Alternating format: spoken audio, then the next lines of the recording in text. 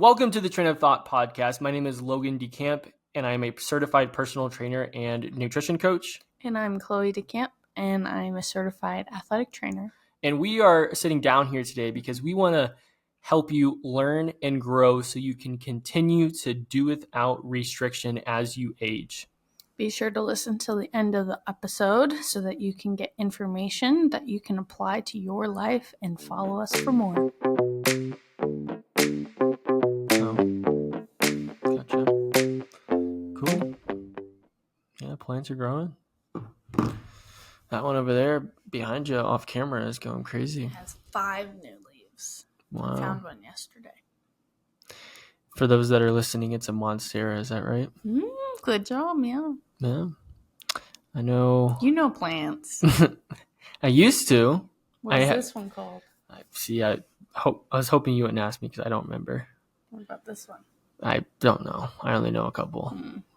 I guess we'll have to try. For those that are listening, I do have a degree in golf course management. Well, turf and grounds management, but It's just turf and grass. You don't know, Well, plants. no, I took classes on shrubs, and I had to do a whole presentation. Shrubs. These aren't shrubs. I Don't disrespect my plants. I had to do a whole horticultural class and stuff too, but I don't remember that. You know how to propagate. Yeah, we had a greenhouse, and I had to do a bunch of stuff for school and stuff in the greenhouse. So yeah. But now I don't hardly remember any of that. It's been a while. We flip-flopped, and now I have all the plants. Yeah, now you have the plant knowledge. I still have the books. I don't. I still have the books if you want to dive into some of that content. Yeah, I probably could, but that's boring. I'm already reading 3 books right now. Oh my gosh, 3? What's your third one? Well, one's an audiobook. Oh, is that what you listen to at the work? Mm-hmm. Oh, what's that one? Pride and Prejudice. What's that about? We don't need to get into that. We don't need to get into that? All right. It's like a classic. Interesting. Yeah. Okay. Well, today we're going to be talking about recovery hacks for less stress and more results overall is kind of the goal here. We are going to touch on overtraining, which, by the way, for those that are listening, I do have a stutter, so thank you for your patience as I'm still learning how to talk. But this episode is not going to be more specifically how to overcome overtraining. Rather, it's going to be 15 different ways to help you to recover, because we're going to talk about it here today. But a lot of things we do in our day-to-day life is stress, and this stress over time can become chronic and can shut the body down. It can cause a bunch of symptoms that could lead to disease like type 2 diabetes, heart disease, and even cancer, right? But what's important here is stress is not the enemy. Rather, we just have to be more aware that a lot of what we do in our day-to-day life is stress, and it's important that we have some recovery throughout the day to make sure we're not chronically stressed all the time. So on that note, Chloe, some signs and symptoms that you looked up if people are overtraining. I would love if you could dive into that, because a lot of these that you listed, I mean, I've seen this with their clients and people that I've talked to, they're noticing this a lot in their day-to-day life. Mm-hmm. So what are some of those signs and symptoms that would be overtraining, but I would say probably overly stressed as well too? Mm-hmm.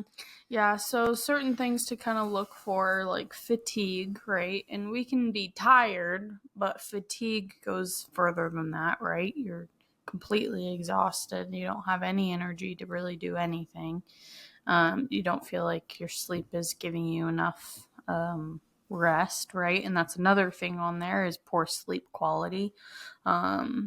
If we're stressed throughout the day and you're exhausted and you're fatigued and you're just like, I just want to go to sleep. And sometimes even your sleep doesn't give you the rest that you need because you've been so stressed throughout that day, right? And there's stressors, throughout your day. And if you're adding on top of like with overtraining and just doing too much with your training, regimen, it can really impact your sleep as well. Yeah, and like more specifically, waking up at night too. Mm-hmm. Like not being able to sleep through the night could be a sign you're tossing overtraining or you're not chronically stressed. Yeah, I think it's important to recognize overtraining just means there's way too much stress, right? So a lot of these symptoms are not only overtraining but too much stress as well too. Exactly. DOMS, which we've talked about before, delayed onset muscle soreness. A little bit of a variable there, a little bit, but just because like if you're training a lot and you're overtraining, like doing too much, oftentimes you can get super sore from your workouts, right? And then those carry over onto, your other days, and then you're putting more stress on your muscles that are trying to recover from that soreness, right? And now you can't even do what you're supposed to, like what your training regimen is saying to do because you're so sore, and now you're adding even more on top of it, and then it just perpetuates this problem. So which that can also link over towards increased risk of injury.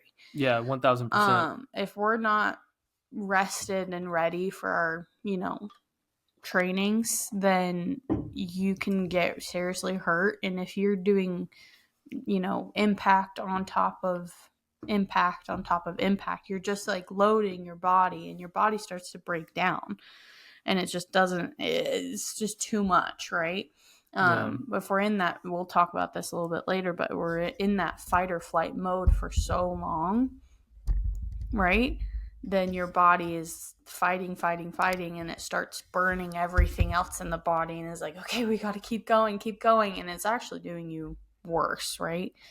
And so we'll talk a little bit more about that, but increase I like risk. that you put illness on there as well too, though, because one thing I've noticed, especially if you're chronically stressed or just working out way too much, which by the way, working out too much or just working out in general is a stressor on your body. Exactly. You're going to be sick all the time because your body can't, it really suppresses your immune system. So I really like that you highlighted that as well too. There. It can, overtraining can decrease your performance and endurance. You think that you're doing, I got to do everything, and I'm getting so good in the gym, or like I'm running better. I don't know, right? Whatever. Yeah. But it's actually probably doing more hurt than help. It's a cortisol high. Exactly. When you get that. And so if you it can help, it can end up decreasing your performance. In terms of like mentally, it can decrease your concentration. It can increase irritability and mood swings. It can decrease motivation to exercise. And so it not only can impact you physically, but it can also really impact you mentally. So if you're overtraining, you can see impacts into your day-to-day, with work and school. If you're doing, you know what I mean? Like you may not be able to focus very well. Interesting. I included, changes to HRV. I'm not, heart rate variability. It's really, really complex. Which we don't have we've talked about before, but that's just another measurement of your recovery. In longer term types of things with like overtraining over time, for women or those who have menstrual cycles, you can see changes. Yeah, like to that where your hormones. So your hormones really need recovery too. This isn't just, my muscles need to feel better, blah, blah, blah, whatever, right? Your hormones play a really big role in your recovery and performance. And if we're overdoing it, your hormones are getting thrown into this crazy state and they get all whacked out of, order. We talked about cortisol that plays a really big part in all of this. Which is stress, by the way. Exactly. Well, Cortisol it's stress. a hormone. Yeah, it's a stress hormone, more specifically. But essentially, with periods and menstrual cycles, they can notice, way different changes, longer periods themselves, and just whacked out, right? And that's just not good. Or and you it can stop completely. skip. Stop Mm-hmm. if like you're overtraining. Yep. And so, for example, if you're somebody that has not had your menstrual cycle in a long time, you might need to look at. Of course, there's a bigger picture here. What in the world was that? Your mic stand did a little. Interesting. Whatever. That was distracting, but yeah, you have to look at the bigger picture. For sure. If you're noticing that, and that's typically longer term, this isn't just like, oh, in a week and then you're whacked out, whatever, right?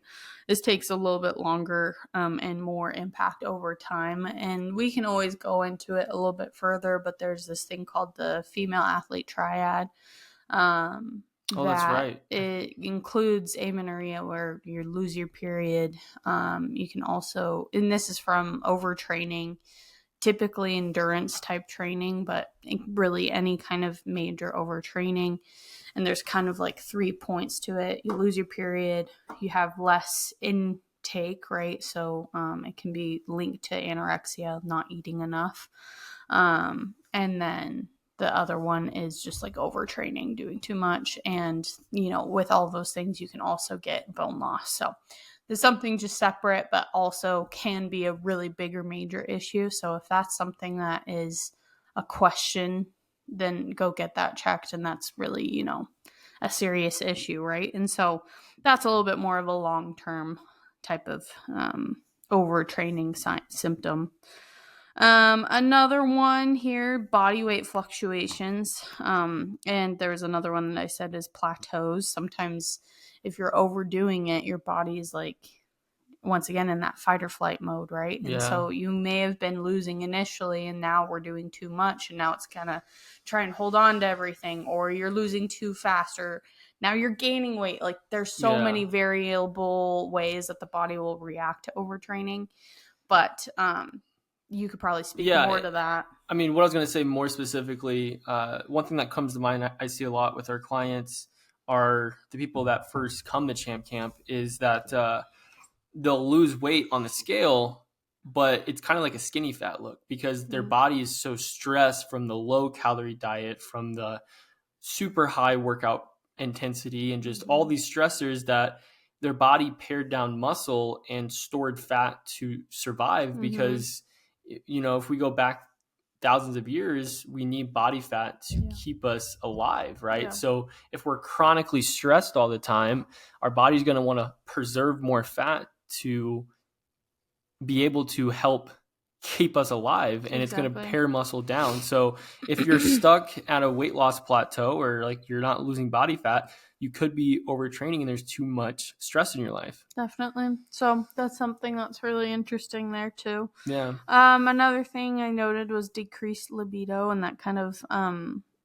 ties a little bit into those hormones. Like I was saying, like your hormones get whacked, and so that's a big player there.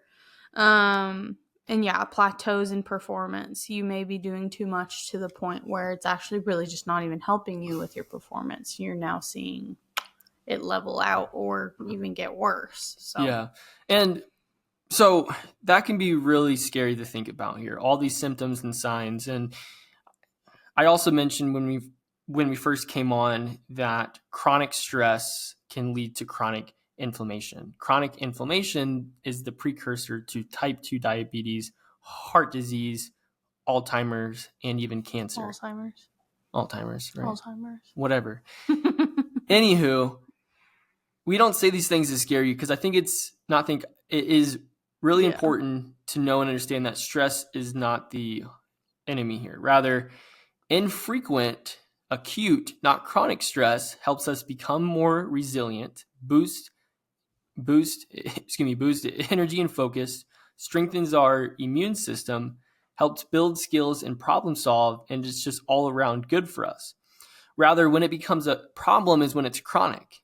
Like we talked about, chronic stress can lead to chronic inflammation, which then can open up a whole nother can of worms here. So what I want you to think about in this analogy, there's a PDF that I share with a lot of our clients and just people in general, is when it comes to stress, I want you to think about a bucket, okay? And every time there's a stressor in your life, water is being taken from that bucket. So the bottom of the bucket, stress, water is being taken from it. But at the top of the bucket, putting water back in the tank is recovery. So as you can imagine, if there's not enough recovery, that bucket's going to run out of water and you're chronically stressed. So the goal here that we want to think about is how can we continuously add water back into the tank so you're not taking all this water from it and you're not chronically stressed all the time. Now, with that being said, if you're somebody that's been training 5 to 7 days a week and you've been doing that for years and you're kind of at a plateau, I strongly believe going back to like a 2 to 4 day workout program would do you wonders. I'm a big believer in 2 to 4 day workouts programs a week because 5 to 6 is just way too much for people these days with how chronically stressed we are. But we are going to talk about 15 ways more specifically that you can add water back in that tank so you can have more recovery throughout the day. And the whole goal that we're going to do here today with these 15 different techniques is we're trying to get you into what we call a parasympathetic nervous system state, which is your rest and digest, because your sympathetic is your fight or flight. That's your stress, right? So we're trying to switch into that parasympathetic and we're trying to tap into that throughout the day so you're not chronically stressed and you can reap the benefits of more energy, libido, focus, better weight loss, be able to build more muscle, and just overall feel and perform better as well too. Yeah. So cool. Definitely. Well, in no particular order, here are 15 different ways that you can boost your recovery throughout the day. There's probably a lot more. Yeah. But we just have 15. We could probably spend an hour on this. So we're going to try and just kind of go through here one by one and not mumble too long on each one. But if you have a question at all about these, please comment down below and we can go over them more in detail as well too. But the first one is pretty straightforward. Make sure you have enough macro and micronutrients in your diet. A easy way to cause more stress is to not have enough macro and micronutrients in your diet. I'm talking about vitamin and minerals, protein, fat, and carbohydrates, making sure that you have a diet high in omega-3 monounsaturated fat, which is a essential fatty acid, will help you regulate inflammation better. Being able to eat enough protein daily. I always recommend eat your goal weight in protein. That's going to help ensure that you're not only being able to build and repair, but protein has been shown to help us with many, many different functions in terms have a of training on that too. What's that? We had a training on Yeah, that. we dived into the protein and all the other benefits. I mean, it's so important for your immune system. It's important for hormonal production in the body. It's a neurotransmitter, so many different things, right? So getting enough macro and micronutrients in your diet is one thing that you could be doing daily for recovery. Definitely. Another one that you really love, honestly, you should probably touch on. Yeah, I can talk about this one if you want me to. Go So contrast therapy. Don't feel like you have to do contrast therapy because it can get expensive, but thankfully these days, because it's so popular these days that it's not nearly as expensive as it was 10 years ago. But contrast therapy is essentially where you go cold plunge, sauna back to the cold plunge back to the sauna, right? So you do the cold plunge twice and the sauna twice. And you can also do it in the hot tub. Yeah, I guess you do the hot tub too, right? So, and it's been shown to help slow your heart rate, boost blood flow, decrease inflammation, and that's just to name a few benefits, right? Like I noticed for me personally, when I do it, my sleep quality that night is a lot better as well too. And I'm just more resilient to stressors throughout the day, right? It's just a good thing to do all around for your recovery and your longevity. Don't quote me on this. I haven't looked into the studies, but I heard on a podcast called Mind Pump, which are 3 trainers that each have 2 decades of experience with personal training. So a combined experience of 60 years of personal training experience. they talked about on that podcast that there was a study that came out that going to the sauna a few days a week could reduce all-cause mortality, which is huge, right? So there's a lot of new research coming out with sauna just in general, and then cold plunge, right? But that's another way that you could boost your recoveries by being able to add things like contrast therapy into your routine. Yeah, if you have that availability, for sure. Yeah. Another couple are journaling. Journaling is a really good way to just kind of get into that parasympathetic state, because you're kind of at rest, right? And you're writing and thinking about, your life. And I really like having a journal that gives me prompts and things to think about, because oftentimes journaling feels really daunting to be able to let me write what I did today, whatever. And some people that really works for them, but I'm like, every day is the same for me. So don't be super, intimidated by journaling. There's tons of cool, prompt journals out there, but it's a really good way to kind of, tap into that parasympathetic state when you're sitting and just going through a bunch of that and not being on your phone, because being present, not just distracted. being more present, exactly. It just lowers your, that's just one way all around to not be stressed, is to be more present throughout the day. Definitely. And 2 prompts that could help you with the journaling, because I used to be the person that could not journal and save my life. I thought it was dumb, right? But what I've seen that's helped me and our clients. So one thing you could do, if you're somebody that you struggle to fall asleep at night, you could do what we call a brain dump, where you just take out a piece of paper, and there's a psychological benefit to doing it. There's a psychological benefit to doing it on a piece of paper versus on your phone, where you just, every single thought that comes to your mind, you just put it on a piece of paper, and it just gets those thoughts out, and it allows you to not go to bed with all these thoughts on your mind, which is going to allow you to sleep better, which if you're sleeping better, that's going to boost your recovery as well too. Now, another journal prompt that I've recommended to a lot of our clients that has worked really, really well is 3 questions. The first question is, what stories am I telling myself? What evidence do I have to support those stories to be true? Last question is, what next action am I going to take going forward?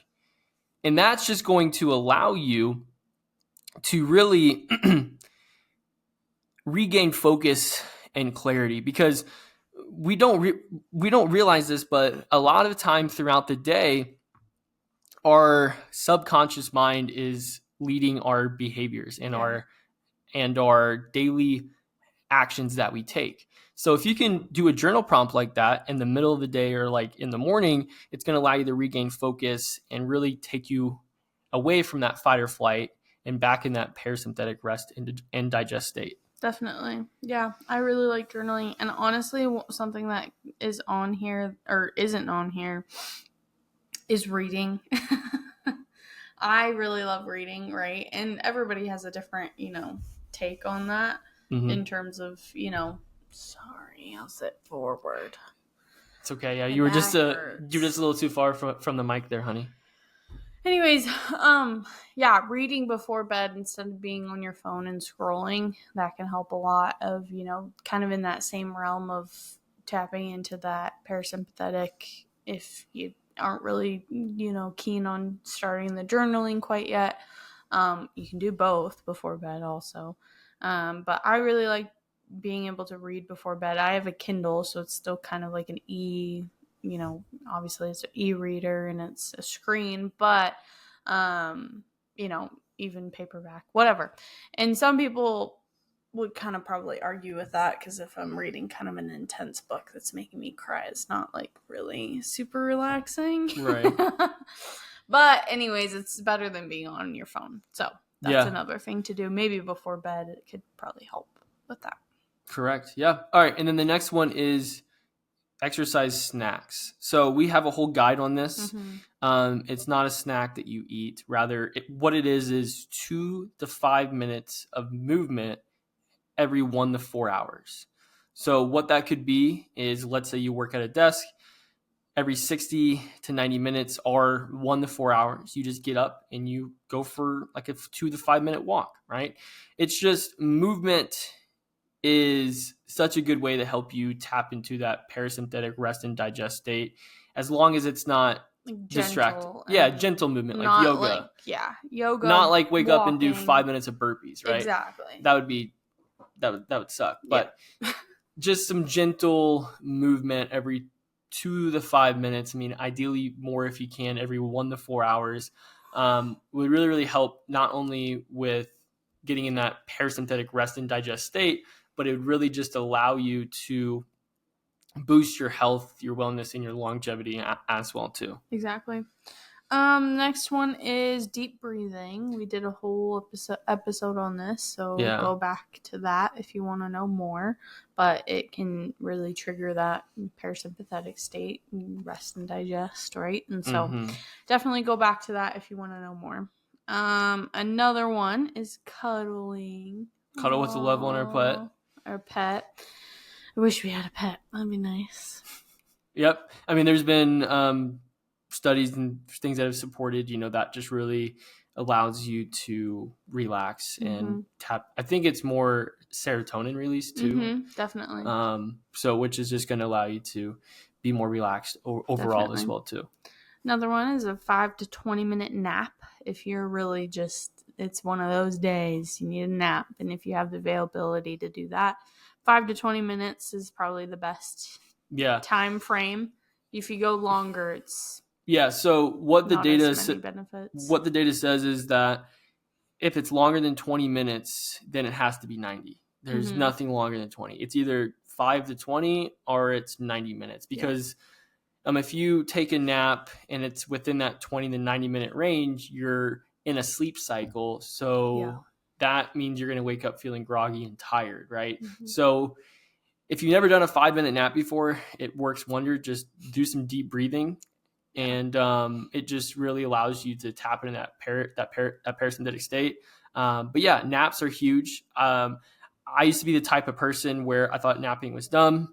I was just going to keep my head down and work harder. But then I had a mentor that said, well, would you rather operate at 60% batteries or a 30% batteries? Well, of course, 60% is way better than 30, right? So a nap is going to help you recharge those batteries so you can be more focused and energized throughout the day. Definitely. This one's dance to your favorite music. Yeah. Put on some headphones, and that can really change your state immedately. Like if you're in a really sad, depressed state, or just like you're just one of those days where like everything just pisses you off and you're just over everything, just or really put on stressed some headphones, out. Really stressed out. Yep. You can put on some headphones, and that will do you wonders. Listen to your favorite music. Yeah. All right, this next one's going to sound a little woo-woo. But I got it from Ed Milet, and it really just allows you, because we live in a day and age where we're so distracted. Everything's distracting us, right? So something that can really, really dial in your focus and your presence and really just allow you to come back to reality is focus on something really, really small and then something big. So for example, if you're outside, look at a leaf and look at the texture of the leaf, how it's shaped, and do that for 30 seconds to a minute, and then turn your gaze to a building or just something bigger, right? And just going back and forth from the building to the leaf for 5 minutes, and just that's really, really going to allow you to be more present and be more focused and not as distracted, which is going to allow you to tap into that rest and digest state as well too. Totally. Yeah, I hadn't heard that one before. Yeah. Cool. Another one is spending quality time with people you like. That's important. / love, because you can love a lot of people, but sometimes you don't like them, right? So, they got to fill your cup up. Exactly. I wouldn't spend time with people that drain you. Rather spend time with people that fill your cup up and that you want to be around. Yeah, give you kind of better vibes, right? Yeah. The next one's drinking enough water. That's super important. I feel like we've talked about water intake so many times. Maybe we need... Yeah, we can do another podcast episode. I'm not sure that we did. I always recommend at least close to a gallon of water a day. There is, I think, we did talk about it. We did an episode on hydration. You did? Swear my life. Oh, maybe we did. But go back on the notes. Yeah, go back in the podcast episodes there, and we probably did one. But I mean, I always recommend close to about a gallon of water a day. If you're not drinking enough water and you are dehydrated, that is the fastest way to be stressed as well too. It's going to increase your resting. It's going to increase your resting heart rate as well too. So being able to drink enough water is important. Totally. Sorry, these next two kind of blend in. Mm-hmm. So if you're not getting good quality and quantity sleep at night, then that's going to cause you to be super stressed the next day, right? So it's really, really important that we put in some sort of practice that we're getting good quality and quantity sleep. So a good way to set you up to do that is to have a pre-sleep routine. See, a lot of us, we all have a morning routine. We all know what we're going to do when we wake up in the morning, but we very rarely have a pre-sleep routine. So 30 to 60 minutes before bed, think about what can you do that gets your body more relaxed, that sets you up for a better night's sleep. That could mean you dim the lights around the house, you stretch, maybe you put, well, not maybe, you probably should, because a lot of data suggests that if we do not have blue light before bed, which means your phone and electronics, that we're going to get better sleep. Put your phones away, read a book. What I always like to recommend is the 10-3-2-1 method. So what that is 10 hours before bed, no caffeine. 3 hours before bed, no food. 2 hours before bed, no water. And then 1 hour before bed, no electronics. 2 hours before bed, no water? Yeah. That's what like some studies are showing. Now, sip on it though, like don't chug it, but if you don't, because like a lot of people, they wake up in the night to pee, especially as they age. So if you can shut water off earlier, then you're not going to wake up in the middle of the night and pee. Yeah. So 10-3-2-1 method helps, but more importantly, start with the pre-sleep routine. Stop drinking caffeine so late, and that's going to help you do wonders as well. Totally. Next one is walks in nature with no distractions. Going on walks is super nice, but oftentimes we're listening to a podcast or which go for it. Listen to our podcast or whatever, right? Why'd you say that so sarcastically? Anyways, never mind. But it's nice to be able to just like go with no distractions. And I mean, walks, obviously, depending on where you live, will kind of change whether or not how much nature you have to be able to go walk in, right? And oftentimes you have to kind of go out of your way to be able to go find that. But we're lucky enough to have like a walking path nearby, and that's pretty nice. But even just like a small, really easy hike can be good for that, as long as it's, lower impact, because often hikes can be pretty intense, right? Right. So finding something like that can be nice. Yeah. Did you want to talk on the next one? One is creatine. No, because you added a bunch of stuff to that. Okay. And we've already talked about creatine. We talked about it last time. So yeah. So this is just one that I just added because I was reading Precision Nutrition. I pay for like this monthly subscription where they take research. They take research articles, and then at the bottom they do a coaching takeaway for fitness professionals. So something that they recommended is creatine. And some studies, there was a small study, 20 young men, a month of creatine supplementation improved range of motion and muscle function after exhaustive eccentric strength training sessions. And then in a separate paper that pulled data from 23 studies involving 240 people, the study participants who took a creatine experienced fewer indicators of muscle damage 48 to 90 hours after intense training than participants who didn't supplement. Thus, the research regarding creatine recovery is still in its early days. The benefit is looking promising. And overall, overarching picture here is a creatine might boost recovery by allowing your muscles to store glycogen more quickly. So cool. Yeah, those studies still have pretty small, data groups, right? But could be interesting. Yeah, could be another way to boost your recovery. So there you go. There's 15 ways to add water back into the tank. I was like, what are you talking about? Water? We already talked about water. Going back to the stress buckets analogy. That was confusing. 15 ways to add water into your routine. What? No, we're just trying to add some recovery back in. The analogy. Yeah, that analogy is important. But anything else we missed? Nope. That's everything. Well, thank you for your time today. And if you have any questions, please feel free to drop them down below. And we'll see you on the next episode. Bye.